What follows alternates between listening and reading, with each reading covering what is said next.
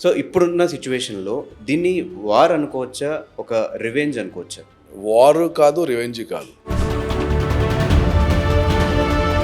మనం పాకిస్తాన్‌తోని యుద్ధంలో ఉన్నామా అంటే గత 50 మెసేజ్ పాస్ చేయడానికి చేసిన కానీ ఒక అబ్సల్యూట్ సినిమా చూపిచ్చారు. యాహ్! నైట్‌కి నైట్ చెప్పుకోవాలంటే ఆళ్ళ చుక్కలు చూపిచ్చేసారు.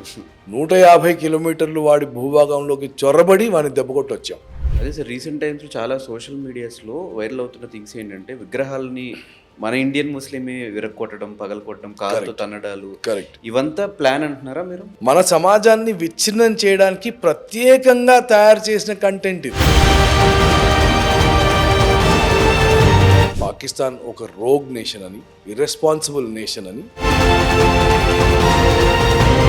ఇన్ని డికేట్స్ ఎందుకు పట్టింది మనం వాళ్ళ మీద అటాక్ చేయడానికి? ఉగ్రవాది మీకు కనిపించడు, కనిపించని ప్రత్యర్థి.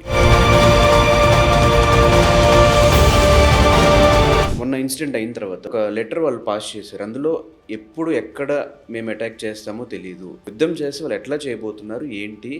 ఫస్ట్లీ పాకిస్తాన్కి మనతో యుద్ధం చేసే సామర్థ్యం లేదు. సో ఒకవేళ చైనా పాకిస్తాన్కి సపోర్ట్ చేస్తే Indian కొట్టచ్చా?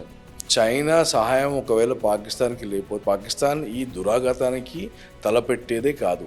Let us be clear. Telugu states పరిస్థితి ఏంటి సార్? ఒకవేళ అటాక్స్ ఏమైనా జరిగితే తెలుగు స్టేట్స్లో ఏమైనా జరిగే అవకాశాలు ఉన్నాయా? But there is a 0.5 front war that we speak about. ఇది పర్టికులర్గా మీ యంగ్స్టర్స్కి తెలవాలి, who spend a lot of time on social media. And ఇది చాలా కేర్ఫుల్గా వినండి. What is Pakistan's plan?